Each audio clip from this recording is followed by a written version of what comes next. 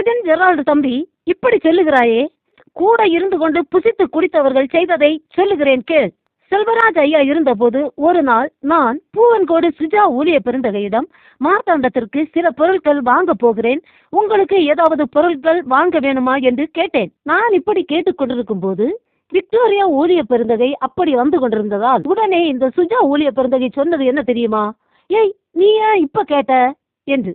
நானும் ஏன் என கேட்க சொன்னது என்னவென்றால், அந்த ஆளு போய் எழுதி கொடுக்கும் என்று பதில் வந்தது. ஊழியர்களுக்கு தேவையான பொருளை ஊழியர் தொகுதியிலேயே கேட்டு வாங்க வேண்டும் என்ற ஒரு ஒழுங்கு உண்டு.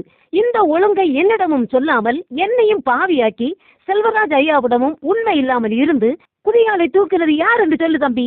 இந்த ஒழுங்கை கை கொள்ள இவர்களுக்கு விருப்பம் இல்லை. இல்லை என்றால் எங்களுக்கு செல்வராஜ் ஐயா தேவையானதெல்லாம் நிறைவாக கிடைக்க ஏற்பாடு செய்திருக்கிறார்கள், நீங்க வாங்க வேண்டாம் என்று மனசாட்சியாக சொல்ல முடியும்.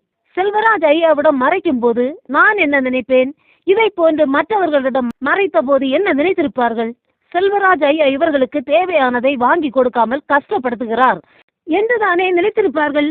செல்வராஜ் ஐயாவை கொலை செய்ய அவர்கள் கொடுத்த ஆகாரத்தை புசித்து அவருக்கு விரோதமாக குதிகாலை தூக்கினார்கள். உன் ஊழிய பெருந்தகைகளின் லட்சணத்தை கண்டாயா? எனவே பிரஜன் ஜெரால்டு தம்பி, யூதாசை போல இருக்கிறார்கள், அநேகர் பாவிகளாக இருக்கிறார்கள் என்று ஒரு குத்து மதிப்பாக பேசுவதை இன்றோடு நிறுத்திக்கொள். யாரை குற்றவாளிகள் என்று சொல்லுகிறாய் என்று சொல்லு. ஜாக்கிரதையாக பேசு, கவனமாக பேசு. கர்த்தர் நம் அனைவரையும் ஆசீர்வதிப்பாராக. ஆமென்.